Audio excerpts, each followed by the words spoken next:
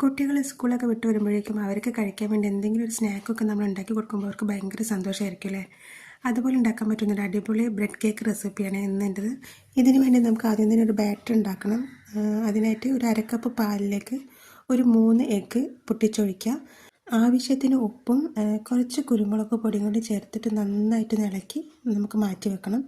ഇനി ഇതിന് വേണ്ടിയിട്ട് നമുക്കൊരു ഫില്ലിംഗ് ഉണ്ടാക്കണം. ഞാൻ ഓൾറെഡി ഫില്ലിംഗ് ഉണ്ടാക്കിയിട്ടുണ്ട്, അതിൻ്റെ വീഡിയോ ഞാൻ എടുത്തിട്ടില്ല. ഒരു 3 സവാള നേരിയതായിട്ട് അരിഞ്ഞതും അതിലേക്ക് കുറച്ച് ഇഞ്ചി, വെളുത്തുള്ളി, പച്ചമുളക്, കരിവേപ്പില, കുറച്ച് മഞ്ഞൾപ്പൊടിയും കുറച്ച് ഗരം മസാലപ്പൊടിയും കൂടി ഇട്ടിട്ട് നന്നായിട്ട് വഴറ്റി വെച്ചതാണ്.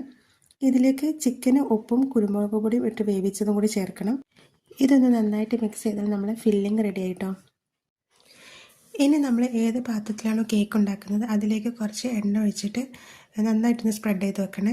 ഇനി ബ്രെഡ് എടുത്തിട്ട് ഞാനിപ്പോൾ ഈ വീഡിയോയിൽ കാണിക്കുന്ന പോലെ ഓരോ സ്ലൈസ് ബ്രെഡും നമ്മൾ മുട്ടയുടെ ബാറ്ററിൽ മുക്കിയിട്ട് ഇതേപോലെ പാനിലൊന്ന് നിരത്തി വെക്കണം. ഗ്യാപ്പുള്ളിടത്തൊക്കെ നമ്മൾ ബ്രെഡിൻ്റെ പീസസ് വെച്ച് കണ്ടൊന്നത് ഫില്ല് ചെയ്ത് വെക്കണേ. ഫൈനലി ഇതുപോലെ ഇരിക്കും. ഇതിലേക്ക് നമ്മൾ ഉണ്ടാക്കി വെച്ച ഫില്ലിങ് മൊത്തത്തിൽ ഇട്ട് കൊടുക്കാം. ഇത് നമ്മൾ ലെയറായിട്ട് ചെയ്തെടുക്കുന്ന കേക്ക് അല്ലാത്തതുകൊണ്ട് തന്നെ നമുക്ക് ഫില്ലിങ് കംപ്ലീറ്റ് ആയിട്ട് ഇട്ട് കൊടുക്കാം. ഇനി ഇതിൻ്റെ മേലെ ഇതൊന്ന് കവർ ചെയ്യാൻ വേണ്ടിയിട്ട് നേരത്തെ ചെയ്ത പോലെ തന്നെ ബ്രെഡ് എഗ്ഗിൻ്റെ ബാറ്ററിൽ മുക്കിയിട്ട് മൊത്തത്തിലൊന്ന് കവർ ചെയ്തെടുക്കാം. ബാക്കി വന്നിട്ടുള്ള എഗ്ഗിൻ്റെ മിക്സ് ഇതിൻ്റെ മേലെ ഒഴിച്ചു കൊടുത്ത് നമുക്ക് അടുപ്പത്ത് വെച്ചിട്ട് ഒരു 20 മിനിറ്റ് ലോ ഫ്ലെയിമിലിട്ടിട്ട് നമുക്ക് വേവിച്ചെടുക്കാം. ഒരു പഴയ തട്ട് അടിയിൽ വെക്കുന്നത് നന്നായിരിക്കും, അതല്ലെങ്കിൽ അടി വേഗം കരിഞ്ഞു പോകട്ടോ.